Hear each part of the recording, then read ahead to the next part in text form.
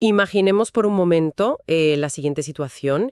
El agua está subiendo por tu calle, está a punto de entrar en el salón, arrasándolo todo a su paso. Uf, menuda pesadilla. Totalmente.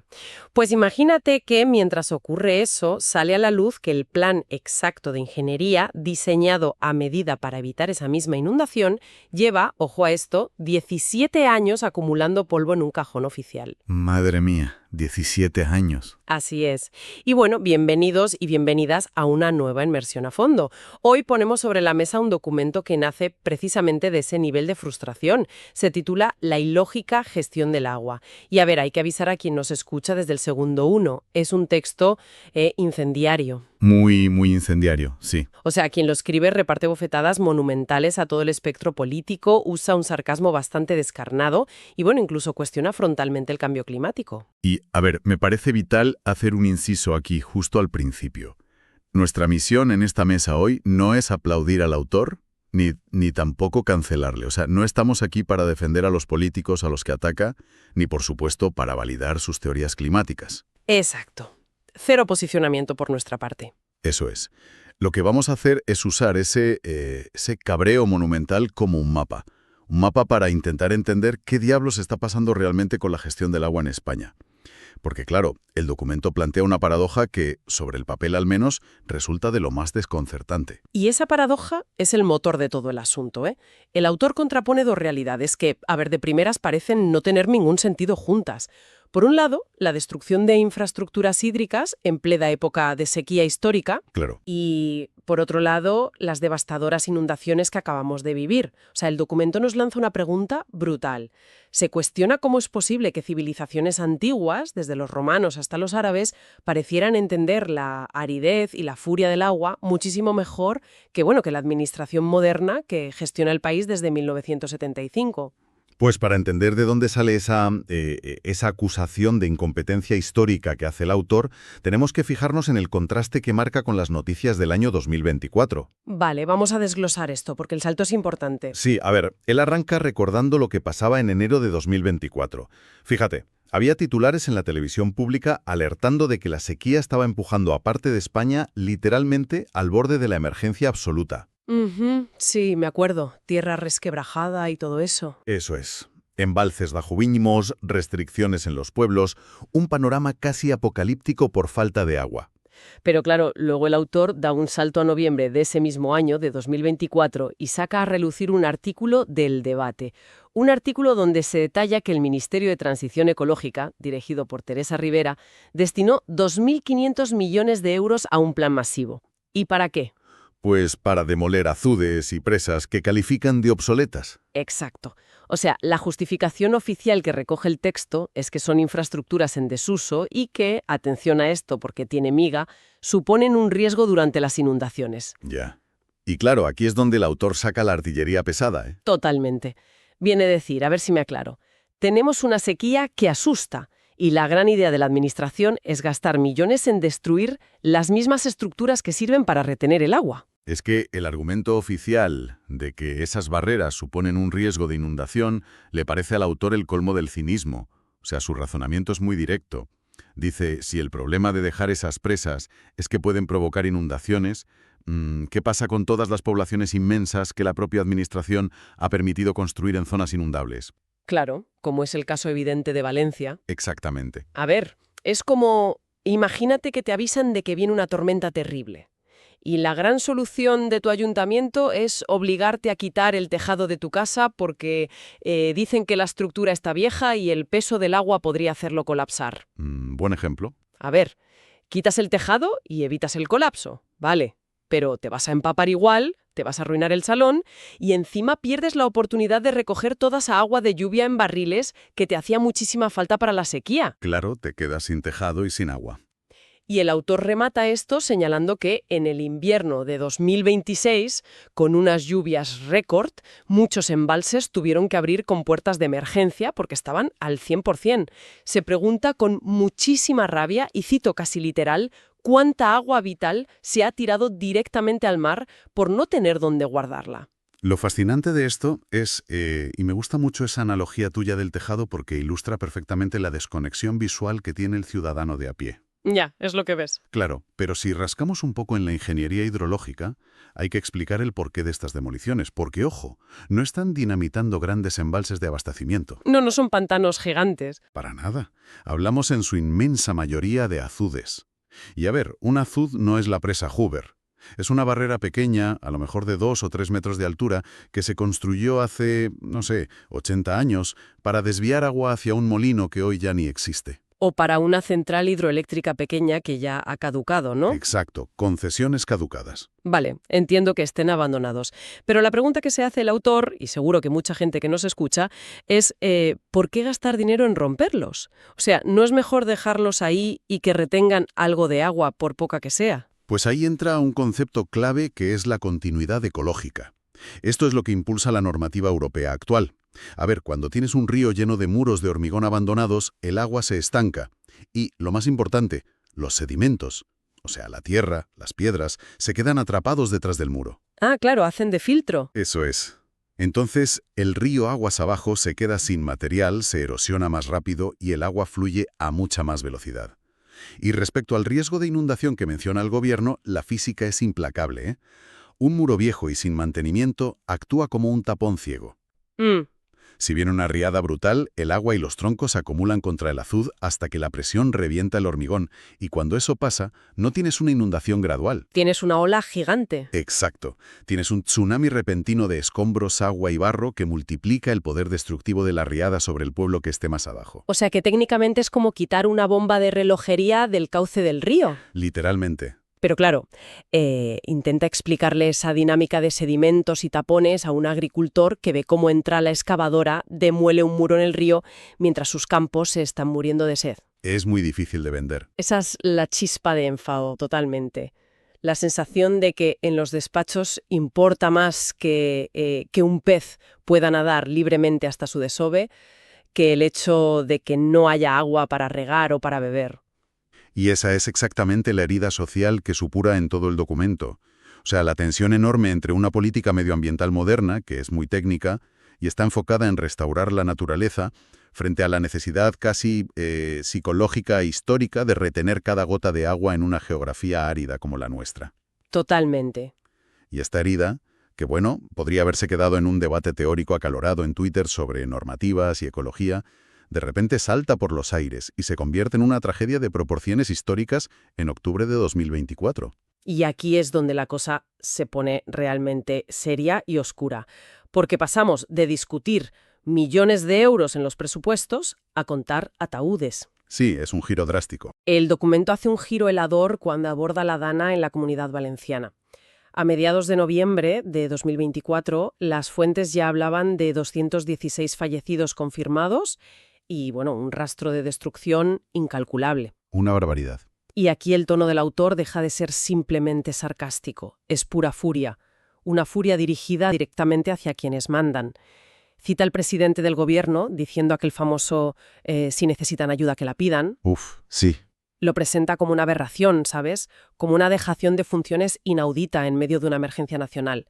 Y en ese mismo párrafo no se corta y arremete contra el presidente de la Comunidad Valenciana, Carlos Mazón. Claro, recordando la famosa comida. Exacto, recordando que estaba en una comida con una periodista, mientras el agua ya estaba arrasando pueblos enteros y, bueno, la alarma llegaba tarde a los móviles. Es que la conclusión del texto en este punto no deja títere con cabeza.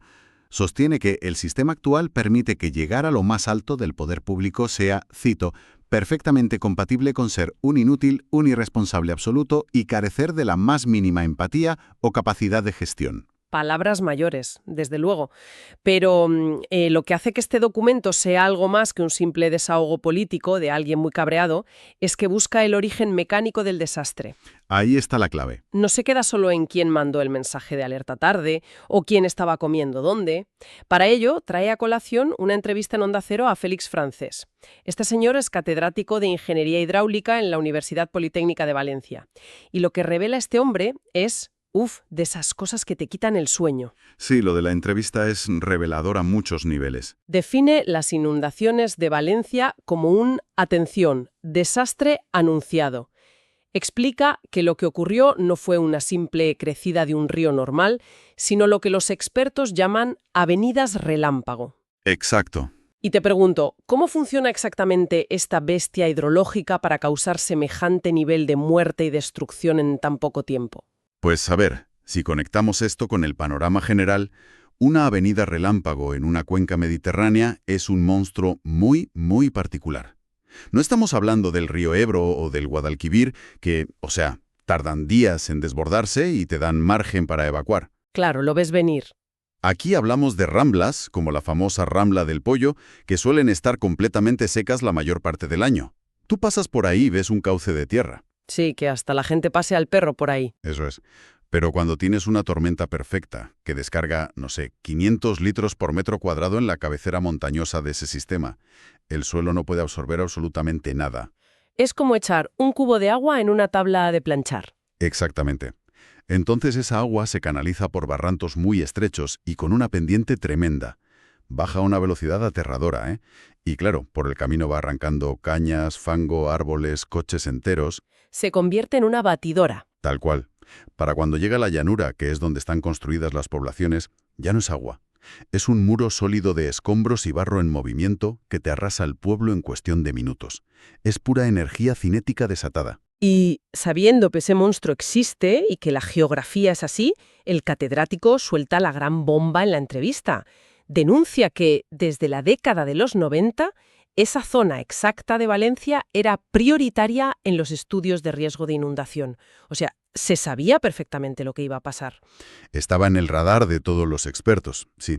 Y fíjate, en el año 2007, la universidad, junto con la Confederación Hidrográfica del Júcar, elaboró un plan integral, un plan económicamente viable para domar, por así decirlo, la Rambla del Pollo. Un plan muy completo.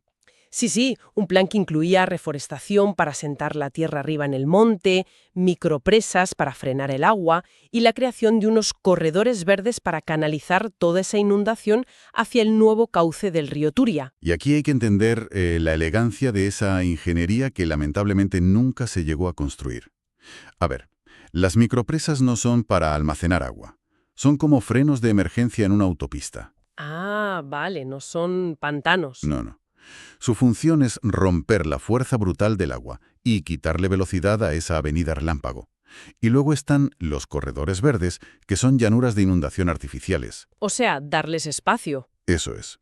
En lugar de encajonar el río en muros de hormigón, que a ver, lo único que hace es que el agua gane más y más velocidad, como cuando pones el dedo en una manguera, le das al río un espacio muy ancho y sin edificar para que se expanda. Así pierde la fuerza y desagua sin matar a nadie. Y claro, teniendo una solución tan elegante y tan estudiada sobre la mesa desde hace casi 20 años, el plan se quedó paralizado en algún despacho oficial cogiendo polvo. Una tragedia administrativa. Es que aquí es donde la cosa se pone realmente interesante y a la vez indignante, ¿no? Es la analogía del principio. Imagínate que tienes tu casa, sabes que hay muchísimo riesgo de incendio, vas, compras el mejor sistema de aspersores, extintores a medida para el pasillo y decides no instalarlos. Los dejas en la caja. Los dejas en sus cajas, en el garaje, durante 17 años, hasta que una noche la casa entera arde hasta los cimientos, contigo dentro. A ver, ¿cómo diablos justifica una administración pública, sea del color que sea, semejante inacción? Pues la explicación, por desgracia, está tejida en la propia naturaleza de nuestra burocracia y en cómo nos relacionamos con el territorio en España. El catedrático apunta al verdadero problema de fondo, que es la ocupación histórica intensiva de las zonas inundables. Claro, hemos construido donde no debíamos. Exacto. Si alguien que nos escucha vive cerca de un barranco seco o en un barrio que históricamente se llamaba, no sé, La Marjal o La Vega, está viviendo literalmente en el camino natural del agua. El agua tiene memoria. Ya te digo. Entonces, cuando una administración intenta ejecutar un plan ambicioso como ese del 2007, choca de frente contra un muro de hormigón burocrático. Hay que expropiar miles de terrenos agrícolas, parcelas industriales, y nadie quiere ceder sus tierras para hacer una llanura de inundación que va a estar vacía. Claro, la gente se queja. Y luego los trámites, ¿no? Buf, te exigen unos estudios de impacto ambiental larguísimos que duran años. Y, a ver, seamos brutalmente honestos aquí. Políticamente no da ni un solo voto gastar millones de euros en un corredor verde que va a estar vacío, esperando una riada que igual tarda 20 años en llegar. Totalmente. No es un hospital ni un polideportivo que puedas inaugurar con una cinta y hacerte la foto. Exactamente. Así que los planes se relegan legislatura tras legislatura, cambian los gobiernos y el papel se queda en el cajón hasta que la geografía impone su ley de la peor manera. Y esa burocracia mortal es la gasolina que hace que el autor de este documento termine por rechazar por completo el discurso oficial actual.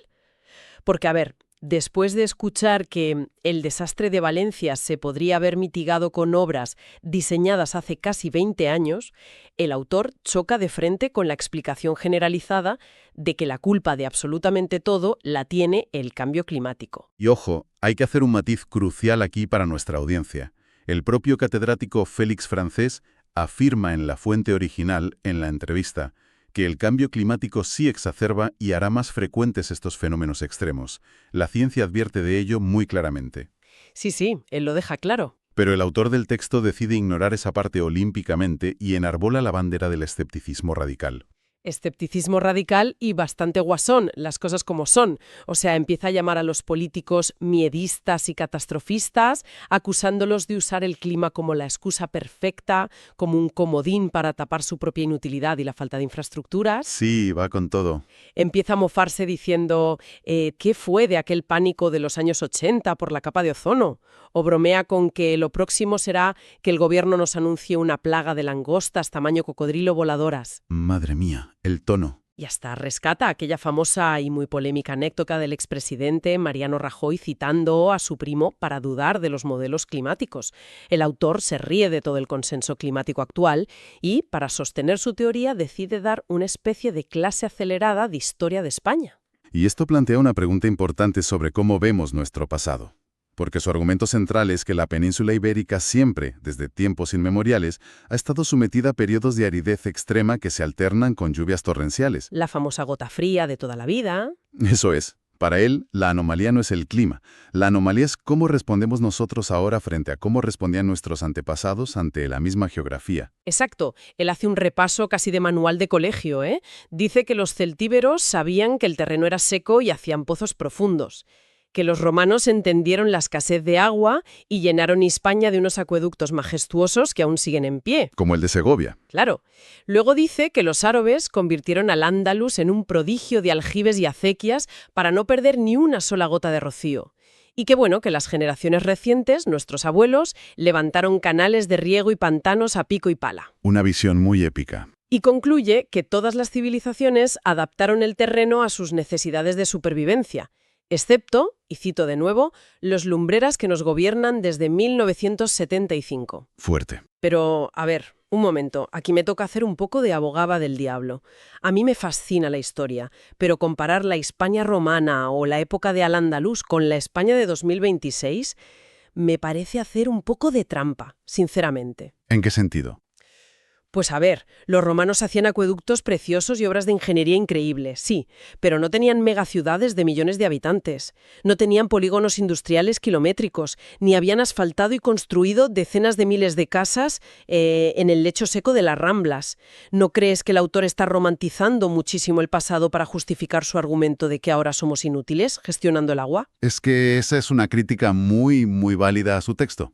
La densidad de población de hoy en día y la impermeabilización del suelo con tanto asfalto hacen que el comportamiento del agua sea muchísimo más violento hoy que en época de los romanos. Claro, no se absorbe. Exacto.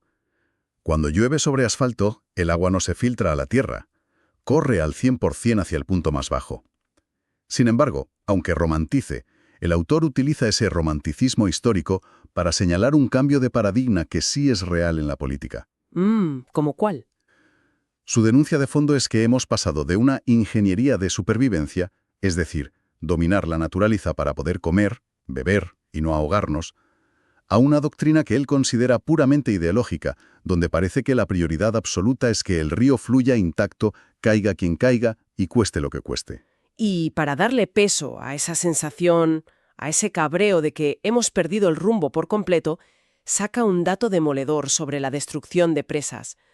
Afirma que España, siendo un país históricamente amenazado por la sequía, encabeza la destrucción de infraestructuras hídricas en toda Europa. Un dato que suena terrible. Habla de 108 barreras destruidas en España frente a 239 en todo el continente europeo. O sea, casi la mitad de las demoliciones de toda Europa pasan aquí. Y cierra el texto preguntando, con muchísima sorna, si el ministerio es de transición ecológica o de transición pocológica. Madre mía, el juego de palabras. Telita. Pero a ver, pongamos un poco de contexto a estos números, porque si no es fácil dejarse llevar.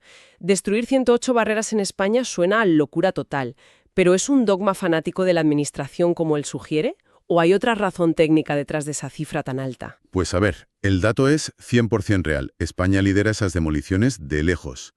Pero el contexto lo cambia absolutamente todo. Durante el siglo XX, especialmente, España construyó infraestructuras hídricas y sobre todo esos pequeños azudes que comentábamos antes, de una forma masiva. Mucho más que otros países, dices. Muchísimo más. Muy superior a nuestros vecinos europeos, para riego local, acequias, pequeños molinos. O sea, tenemos miles y miles de estas estructuras repartidas por todos los ríos del país. Claro, el volumen inicial ya era gigante. Exacto. Así que, por pura estadística y por el simple paso del tiempo, tenemos muchísimas más barreras que han llegado al final de su vida útil. Barreras que están, literalmente cayéndose a pedazos, agrietadas, y que legalmente y por seguridad deben ser retiradas para evitar esos tsunamis de escombros de los que hablábamos. Vale, entiendo.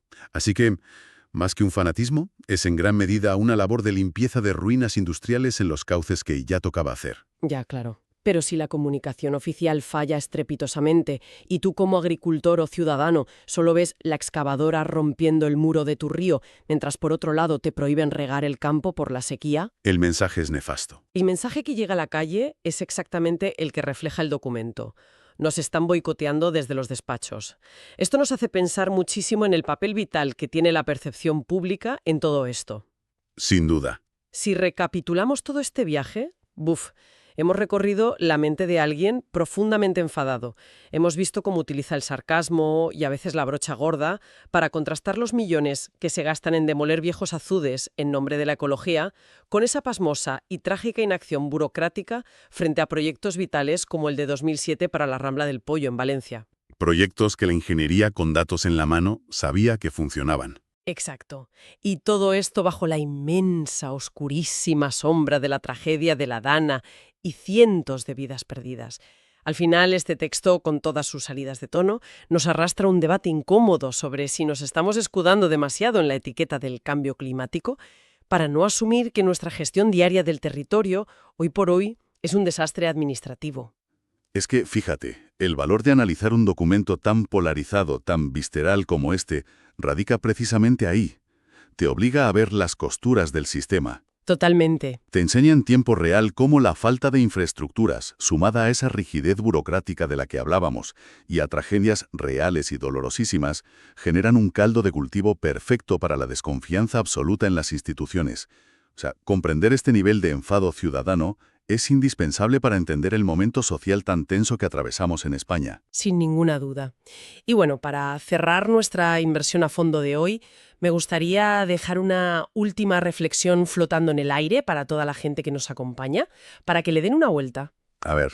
El documento nos insiste, y con razón, en que los antiguos, ya sean los celtíberos, los romanos, los árabes, todos ellos modificaron activamente la geografía para sobrevivir a la aridez y a la furia repentina de la península ibérica. Doblegaron el entorno con la tecnología que tenían a mano en su época. Así es. Hoy en día la ingeniería moderna, como vimos con ese plan de 2007 lleno de micropresas y llanuras de inundación, sabe perfectamente cómo emular a la naturaleza para protegernos de ella. O sea, la ciencia tiene la respuesta. La tiene, pero si esa respuesta brillante se queda atascada en un despacho, paralizada durante años por los permisos, las expropiaciones y la falta de rédito político inmediato, ¿cuál es el precio final que acaba pagando una sociedad cuando la lenta burocracia choca, de frente y sin frenos, contra la implacable e innegociable realidad de nuestra geografía? Una gran pregunta para reflexionar, desde luego. Ahí queda eso para quien nos escucha. Muchísimas gracias por acompañarnos y hasta la próxima inmersión.